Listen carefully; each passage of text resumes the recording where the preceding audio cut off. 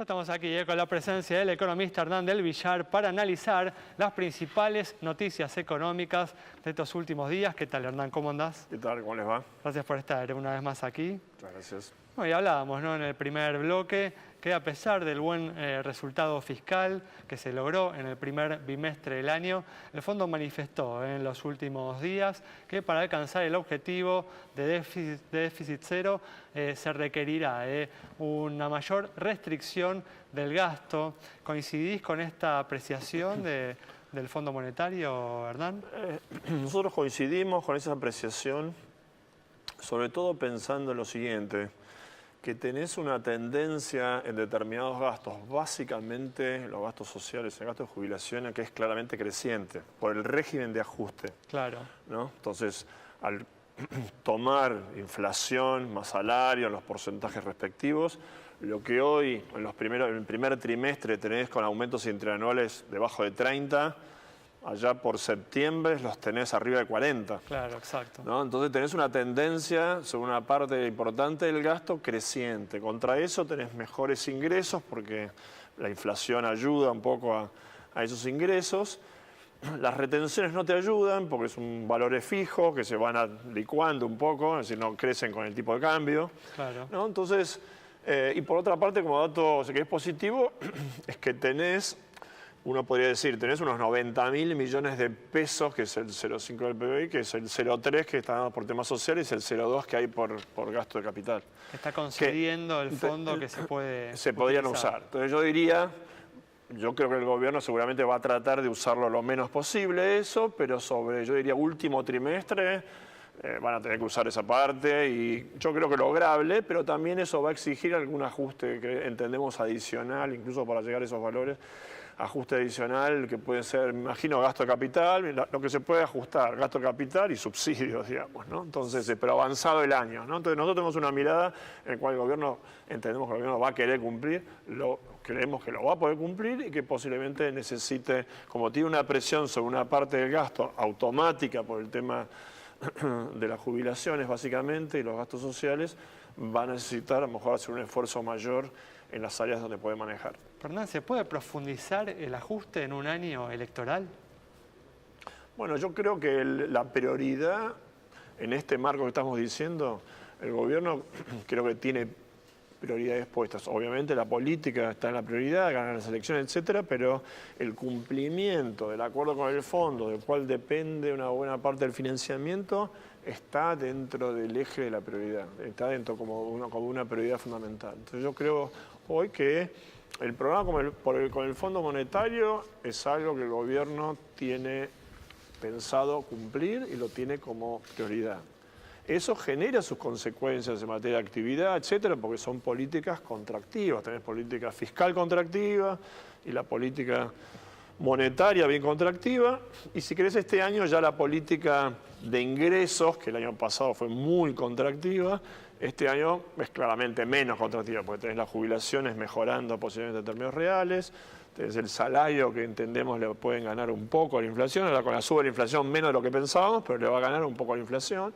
Entonces, son políticas, digamos, es difícil conciliar el cumplimiento de ese programa, que de alguna manera apunta a cosas positivas, a bajar desequilibrios que conocemos, el fiscal, el externo, y lo va logrando, pero en el marco de la incertidumbre, de la importancia que tiene la política y las elecciones este año. Claro. Hernán, hay una teoría, una idea dando vuelta que dice que el año pasado el tipo de cambio pasó de 20 a 40 un poco por culpa de las LEBACs, que era una especie de bomba de tiempo, y que ahora están las famosas LELIQ, que es lo mismo, digamos, ¿no? Que hay como 1 billón de pesos en LELIQ y que esto es, digamos, una bomba de tiempo justamente que va a terminar produciendo lo mismo que hicieron las LEBAC el año pasado. ¿Coincidís con esa versión? ¿Son tan peligrosas las famosas LELIQ? Yo entiendo que son menos peligrosas, claramente menos peligrosas. Porque están en poder de los bancos, ¿no? Por supuesto que las LELIQs hoy estén aumentando es un mal dato en el fondo. Es decir, ¿qué son las LELIQs? Las LELIQs es una plata sobrante creada por razones fiscales en la historia de los últimos años, sea para compra de dólares, sea por razones fiscales de adelantos transitorios y compañía, que el sector privado, el público en general y la economía no quería. Entonces esa la tiene que tomar para evitar presiones adicionales sobre el tipo. Entonces, eso quiere decir eso, digamos, ¿no? Cuando aumente la demanda de dinero, baje la inflación, cuando aumente la demanda de dinero, las LELIQ van a ir bajando. En algún momento, no será inmediato, llevará su tiempo. En el corto plazo generan estas presiones, porque las LELIQ, ¿cuál es la ventaja en relación a las LEVAX? Como decíamos recién, son solamente los bancos, tienen encajes del otro lado, etcétera. Pero ¿qué tiene como contraparte? Depósitos. Entonces, en el fondo, el riesgo de hoy es que esta dolarización de portafolios que esperamos de alguna medida como consecuencia de la incertidumbre política una salida de se depósitos. traduzca en bajas de LELIQ y de expansión monetaria y compra de dólares, digamos. Es decir, los que creen que va a haber una dolarización de portafolio, claramente va a haber una salida de depósitos, una baja de las LELIQ, del stock de LELIQs y una presión sobre el tipo de cambio. Eso juega todo de la misma manera.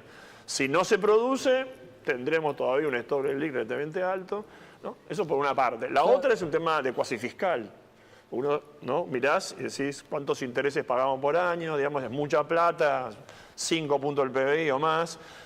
Creo que es una mirada real, pero parcial también, porque esto es el pasivo del Banco Central. El Banco Central, el Banco Central está descalzado. El Banco Central tiene pasivos en pesos contra activos en dólares. Digamos, ¿no? Entonces, digamos, de alguna manera, eso está bien, los dólares los tiene que ofrecer, los tiene que pagar, etcétera, etcétera, generar la presión del tipo de cambio, etcétera, pero esto funciona de esa manera, digamos, ¿no? Claro. Repito, es un mal síntoma lo que está pasando con las LELIQ. Digamos, sobre todo el gobierno del Banco Central quiere ajustar más la política monetaria, quiere hacer contractiva la base monetaria en los últimos meses, más LELIQs, digamos, ¿no? Claro. Aún sin que cambien los depósitos. Es decir, que acá los bancos básicamente, ¿qué están haciendo? Los bancos están bajando el crédito y subiendo la LELIQ.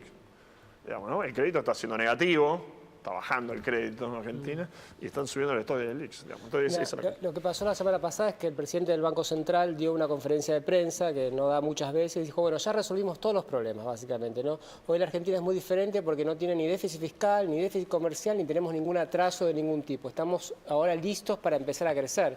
Y lo que se olvidaba justamente es esto, ¿no? El problema de las LELIQ, que crecen al 60%. En Argentina la tasa de interés es del 60%. Entonces la pregunta es, ¿ves ahí un desequilibrio importante? ¿Qué pasa si la tasa de interés baja, por ejemplo, a niveles normales? ¿A cuánto se va el tipo de cambio?